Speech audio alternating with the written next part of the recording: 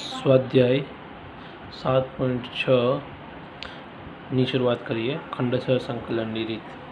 તો પ્રથમ એક્ઝામ્પલ આપણને આપેલો છે x ઇન્ટુ સાઇન એક્સ. તો x ઇન્ટુ સાઇન એક્સનું સંકલન કરવું હોય તો કઈ રીતે કરીશું? તો આ f of x into g of x જેવો છે. તો એનું સંકલન શું થાય? તો એફ ઓફ એક્સ ઇન્ટુ સંકલનની અંદર g of x dx minus અહીંયા લખાશે વિકલનની અંદર d by dx f of x and સંકલનની અંદર g of x dx and આખાનું હોલ ડીએક્સ. બરાબર, આ રીતનું થશે. પણ આપણે અહીંયા એફ ઓફ એક્સ કયો લઈશું અને જી ઓફ એક્સ કયો લઈશું? તો આ બે વસ્તુ આપણે વિચારવી પડશે. તો એના માટે શું કરીશું આપણે આની અંદર? તો LIATE રૂલ્સ મુજબ અહીંયા એક્સ શું છે? અલ્જેબ્રિક છે અને ટી શું છે? ટ્રિગ્નોમેટ્રી છે. તો પ્રથમ શું આવે છે? અલ્જેબ્રિક આવે છે. તો f of x is equal to શું લઈશું આપણે? એક્સ. અને g of x is equal to શું લઈશું આપણે? Sine x. બરાબર. તો એક્સની જગ્યાએ કેટલા મૂકી દઈએ? તો એફ ઓફ એક્સની જગ્યાએ કેટલા મૂકી દઈએ? એક્સ. તો અહીંયા લખાશે x into sine x dx minus અહીંયા આખે આખું વિકલનમાં આવશે તો d by dx x into અહીંયા લખાશે sine x dx and dx. આ રીતનું લખાશે. હવે સાઇન એક્સ જે છે એનું સંકલન શું થશે?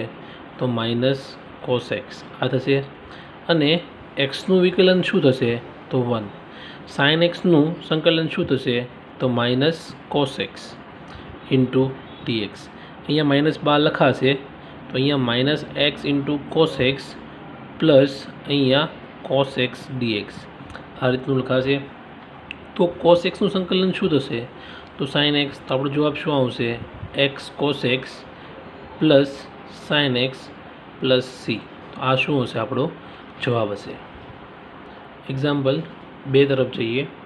તો અહીંયા આપણને આપેલું છે x into sine 3x dx. તો આ પણ એક્ઝામ્પલ 1 જેવો જ છે. એક્ઝામ્પલ 1ની અંદર અહીંયા ઓલરેડી એક્સ હતું, અહીંયા કેટલા છે? 3x છે. તો અહીંયા પણ યુ ઇન્ટુ વીની મેથડ લાગશે, એટલે કે f of x into g of એક્સની મેથડ લાગશે. તો અહીંયા એ f of x into g of x હોવાથી આપણું ફોર્મ્યુલા કયું હતું? F of x into g of એક્સનું. તો આપણું ફોર્મ્યુલા આ રીતનું હતું કે એફ ઓફ એક્સ બહાર લખાય, જી ઓફ એક્સનું સંકલન કરીએ માઇનસ આ આખે આખું વિકલનમાં d by dx f of x into g of x dx and dx આ રીતનું હતું. હવે શું કરીશું આપણે આની અંદર? તો પહેલાં એફ ઓફ એક્સ કોને લેવો અને જી ઓફ એક્સ કોને લેવો એ વિચારવું પડશે. તો આપણે કયા રૂલ્સનું વિચારતા હતા? LIATE એ રૂલ્સ વિશે વિચારતા હતા. તો એક્સ શેમાં આવશે? અલ્જેબ્રિકમાં આવશે. અને ટી શેમાં આવશે? ટ્રિગ્નોમેટ્રીમાં આવશે સાઇન 3x. તો એક્સ પ્રથમ આવે છે તો એને શું લઈશું આપણે? એફ ઓફ એક્સ લઈશું. તો એક્સ અહીંયા પ્રથમ લખાશે, જી ઓફ એક્સ તરીકે સાઇન 3x લખાશે ડીએક્સ માઇનસ અહીંયા શું લખી નાખીએ આપણે? વિકલનની અંદર d by dx x into અહીંયા લખાશે સાઇન 3x જી ઓફ એક્સની જગ્યાએ ડીએક્સ એન્ડ ડીએક્સ. અહીંયા લખી નાખીએ એક્સ. તો સાઇન 3xનું સંકલન શું થશે? તો માઇનસ કોસ 3x. અને એક્સ સાથે કેટલા મલ્ટિપ્લિકેશનમાં છે? તો 3 છે. તો એ 3 ક્યાં લખાશે? અપોનમાં લખાશે. અહીંયા એક્સનું વિકલન શું થશે? 1. સાઇન 3xનું સંકલન શું થશે? તો minus cos 3x by 3 and dx આ રીતનું થશે. અહીંયા માઇનસ માઇનસ કેવા થઈ જશે? પ્લસ થઈ જશે. અહીંયા લખાશે minus x cos 3x by 3 plus 1/3 અચળ તરીકે 12 લખાશે. અને કોનું સંકલન થશે? કોસ 3x ડીએક્સનું સંકલન થશે.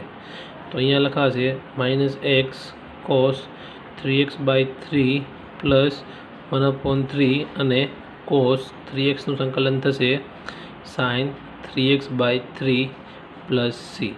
તો આપણો જવાબ આવશે minus x cos 3x by 3 plus 1/339 into sine 3x plus c. તો આ શું હશે? આપણો જવાબ હશે. હવે એક્ઝામ્પલ 3 તરફ જઈએ તો અહીંયા આપણને આપેલું છે x² ઇન્ટુ e⁻x. તો અહીંયા LIATE રૂલ્સ મુજબ x² શેમાં આવશે? તો x² અલ્જેબ્રામાં આવશે અને e⁻x શેમાં આવશે? એક્સપોનેન્શિયલમાં આવશે. તો x² શું આવે છે? પ્રથમ આવે છે. તો x² ને શેના તરીકે લેશું? આપણે f(x) તરીકે લેશું અને g(x) ને શેના તરીકે લેશું? e⁻x તરીકે લેશું. તો આપણા ફોર્મ્યુલા મુજબ શું લખાશે? પ્રથમ f(x) એટલે કે x² into e⁻x dx minus શું થશે? d/dx. f(x) એટલે કે x² ઇન્ટુ અહીંયા લખાશે e⁻x dx એન્ડ dx. હવે e⁻x જે e⁻x આપેલું છે એનું સંકલન શું થશે? તો e⁻xનું સંકલન e⁻x જ થશે. તો અહીંયા લખાશે x² ઇન્ટુ e⁻x.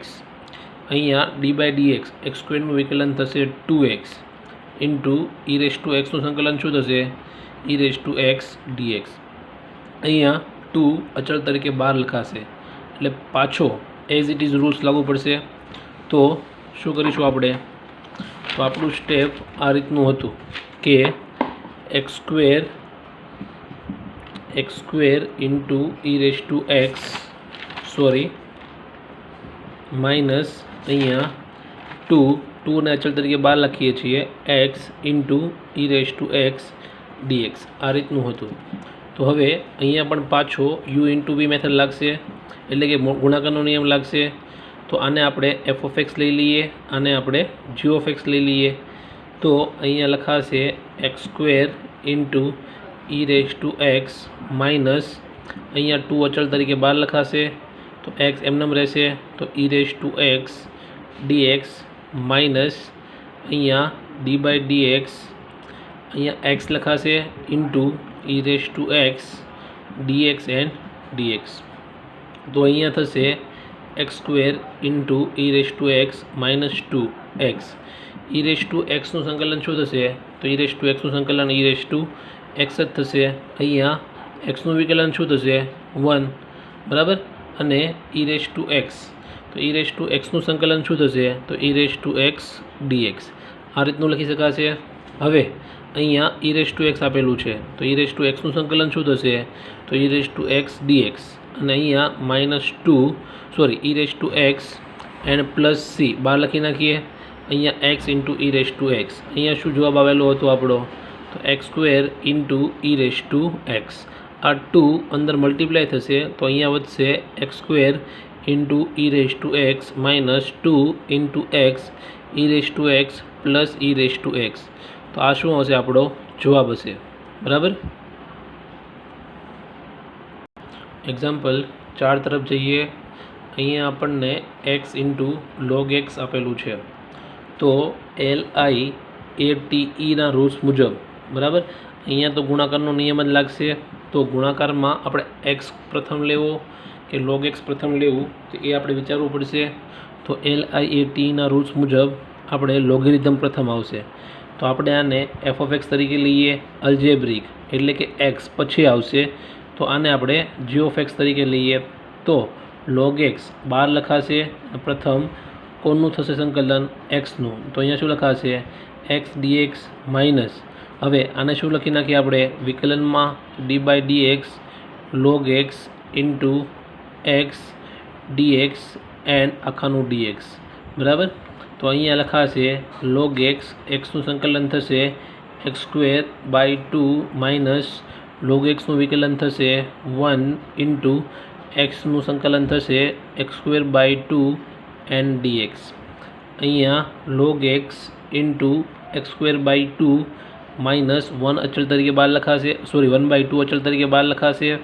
તો x²નું સંકલન થશે x³/3 પ્લસ c. તો આ શું હશે આપણો જવાબ? તો અહીંયા લખાશે 3 × 2 = 6. તો અહીંયા લખાશે log(x) into x²/2 minus x³/6 plus c. તો આ શું હશે આપણો જવાબ હશે.